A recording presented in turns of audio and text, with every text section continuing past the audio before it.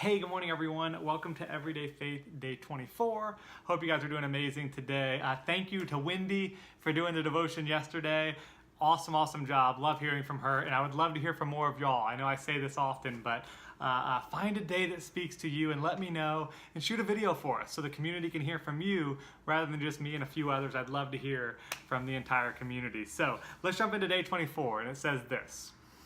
It's Galatians 6:2. It says, share each other's burdens, and in this way obey the law of Christ. And if you continue to read it, it says this. For those who are hurting, sometimes the weight of everyday life is just too much to bear.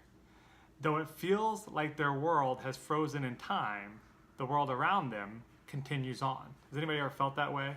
Like we are in this state of grief and we're hurting, but nothing else around us seems to care. Right? Because the world's continuing to spin, the stock market's continuing to fluctuate, life events are happening. It just doesn't, the world doesn't stop because of what we're going through. This is where you have the opportunity to help and take on their burdens. Sharing another's burdens can be as simple as asking questions like this. Because I know a lot of times for me, it's like, well, what do I say? What do I do? I don't know necessarily how they feel. I don't know necessarily what they're going through. So what's the best way to approach this? And I think these are some good questions that you can ask. What can I do to help you? As simple as that. What can I do? I love you. I'm thinking about you. What can I do to help you? When could we meet up for lunch or coffee to catch up on what's going on? Sometimes they just need to get out. You know, when you're going through a terrible state, you just need a friend to talk to, just to get out of the house, a reason to get up and get dressed. So what can you do when can we get together for coffee or lunch? Next one, what can we do together to take your mind off your pain? You know, maybe it's taking them to a baseball game. Maybe it's taking them to dinner. Maybe it's taking them to a craft show. Maybe it's taking them to, you name it. I don't know what they love.